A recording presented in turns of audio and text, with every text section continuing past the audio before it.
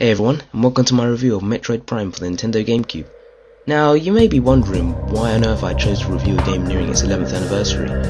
Well, I was recently having a conversation with one of my friends about some of the best gaming franchises of the last few decades. We talked about all the usual, the Zelda, Metal Gear Solid, same old. But then I mentioned Metroid and, well, he sort of groaned. Wait, hold up. Metroid and groan in the same sentence. An opinion in my house. Get out. Please, I'll be much obliged. Being a satisfied player of the series, I asked him why and he replied, well, the 2D ones were good like Super Metroid, but with the 3D ones, I'm tired of these first-person shooters. After he resuscitated me with the smelling salts, I told him that he should at least give it a go. He'd probably like it since it's more like a platforming action/puzzle game, much like its predecessors than a first-person shooter. You know, despite the first person and the shooting. So I thought, hey, why not review the game, just to let anyone building up a GameCube library know about it, so they wouldn't make a similar mistake. And most definitely not because I thought a new Metroid Games was going to be announced. And with that, let's get on to the review.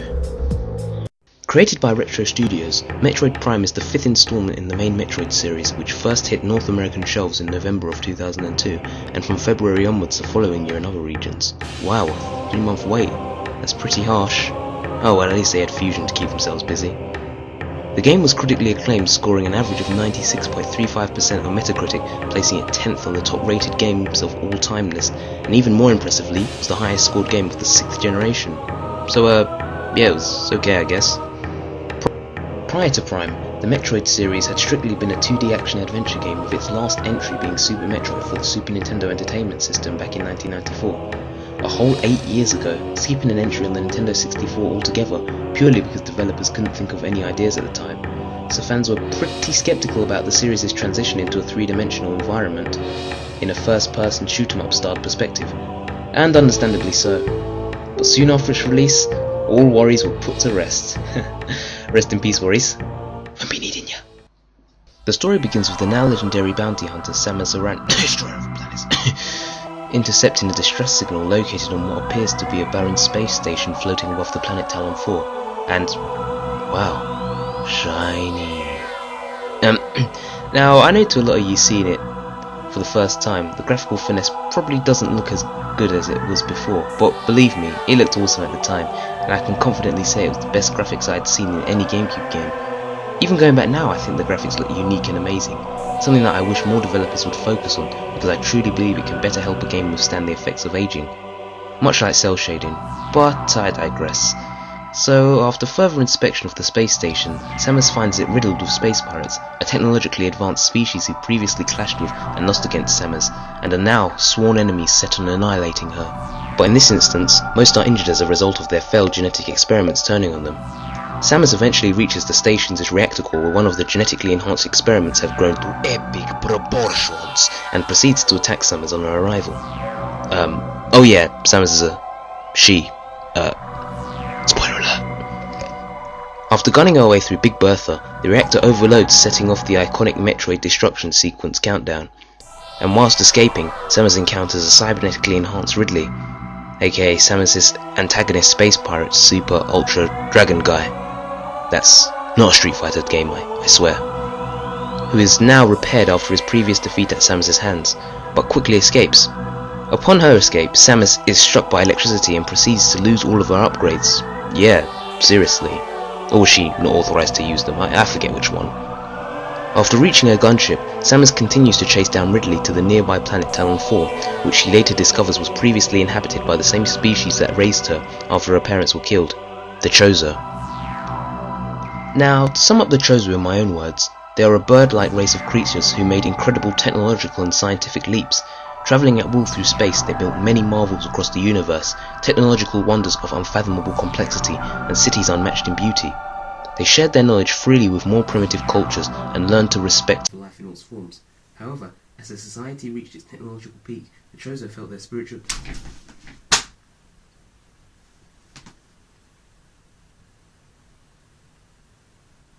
Well, booklet story aside, basically the Chozo experienced a meteorite strike, ultimately resulting in the formation of a radioactive substance known as phazon, and with an unsuccessful attempt at containing it by building over its crater, decided to pack their bags and leave. With this information in hand, it is now up to Samus to somehow reach the source of the phazon and put an end to its hazardous effects before dinner.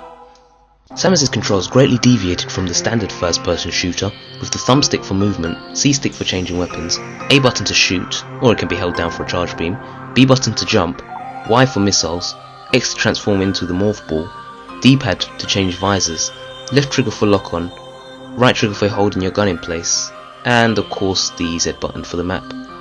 Yeah, so not your standard layout, which may take some time to get used to, but works really well. This display also presents a critical yet aesthetically pleasing layout consisting of the radar for displaying enemies within a short range of Samus, alongside energy reserves, aka Samus's life, missile reserves displaying the number of missiles remaining, and your finger paintings, beam weapons. Yeah, beam weapons, sure. Just to name a few. Right from the get-go, I knew I was in for something special. Not because of the reviews I read, no, but because of the rich atmosphere that gave me a great sense of immersion, which rarely ever broke. Metroid Prime will take you through a variety of different environments such as an underground magma cavern and a winter wonderland, aka the Phendrana Drifts, just to name a few, and I can say that it certainly doesn't disappoint.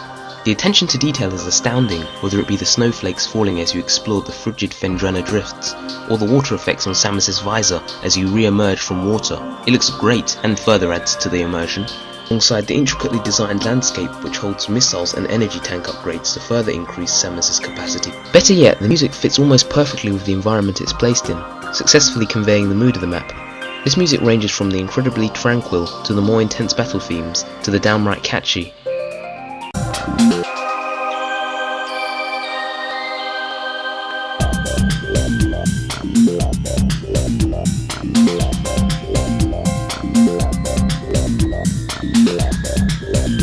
Ah yes, Kenji Yamamoto and the rest of the musical team really did an excellent job.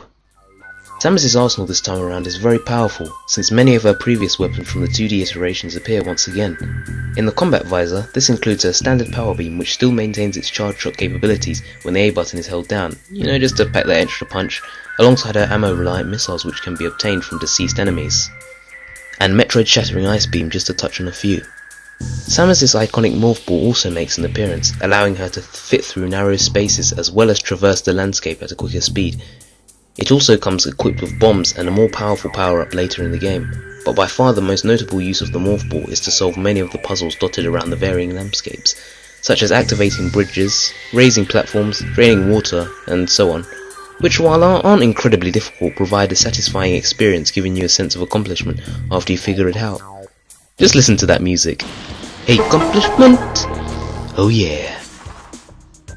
Well, it should be. I just blew up a toad. What more do you want? Now, if only you could do this in Super Mario Bros. There's also the scan visor, which as the name suggests allows you to scan enemies and objects in the vicinity to better learn about them. This is indicated by an orange or red square depending on their importance, and by scanning a certain number of objects will allow you to receive different game endings. It also doubles up as Samus's hacking device, allowing her to disable shields and read space pirate logs, one of my favourites being later in game, which talks about how the space pirate research team tried to imitate Samus's morph ball ability, but ended up with most of the test subjects being horribly mangled. It's small features like these that helps to create such a rich world. Much like previous games in the series, the enemies start at a reasonable level, not posing too much of a threat, and will go down with a reasonable amount of force, but as you collect more weapons and power-ups they will gradually begin to strengthen to better match your skill and power, resulting in you never feeling too overpowered, but definitely more able to effectively deal with them. Some of these enemies include the diverse natives of Talon 4 such as war wasps, bats, eyeless popsicle dinosaurs, some returning foes such as space pirates who now take on the form of skittle troopers, and of course Metroids, the fearsome life-sucking enemies that send chills down the spines of the most hardened.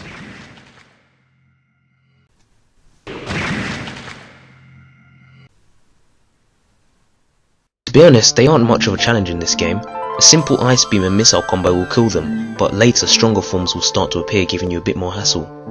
The boss battles are incredibly put together, with most of them towering over Samus, each with their unique abilities as well as interesting method of defeating them.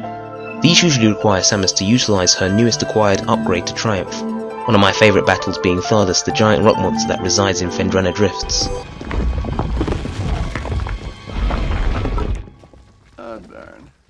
Although some offer little challenge once their weakness is exploited, there are a fair share that will give newcomers a challenge, but all in all, defeating them again gave me a great sense of accomplishment, which is usually rewarded with a new power-up to further complement Samus' combat capabilities. Here's another memorable boss fight that just makes me excited every time Summers, you might want to move. Summers, please, just move. Oh. Oh my.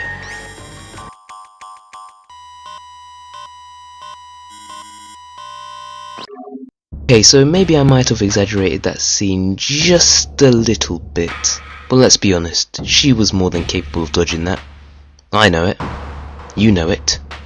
We know it. Now, this may just be a small gripe of my own, but sometimes having to change weapons to disable the barrier on doors over and over gets a bit irritating. I would have liked it if the barrier changed into the blue type so any beam weapon could open it after disabling the beam specific barrier for the first time. You know, much like the missile doors. But again, it's only a minor complaint that doesn't detract from the overall experience much. Although there is one particular point near the end of the game which I find tends to unnecessarily prolong the experience. You know that part when you end up saying, I'm just gonna take a little break from this game, but end up not coming back for 2 weeks? Yeah, that one. This takes the form of a scavenger hunt for the items that are required to reach the depth of the impact crater, but there are hints to help you find them, so it shouldn't be impossibly difficult. Although 2 artifacts come to mind. In case you haven't guessed, I really like this game, and you can tell a lot of effort was put into it. All in all, Metroid Prime is a title that shouldn't be missed by any Gamecube owner, or even any gamer for that matter, so if for any reason you were still wondering whether you should pick up the game, I'd say yes. Then go and pay for it, of course, or that would be called stealing. Overall, I'd give it a go and buy it now out of 10. Anyways, thanks for watching my review. If you liked it then please drop me a like. This has been Outlaw Klein and I'll see you later.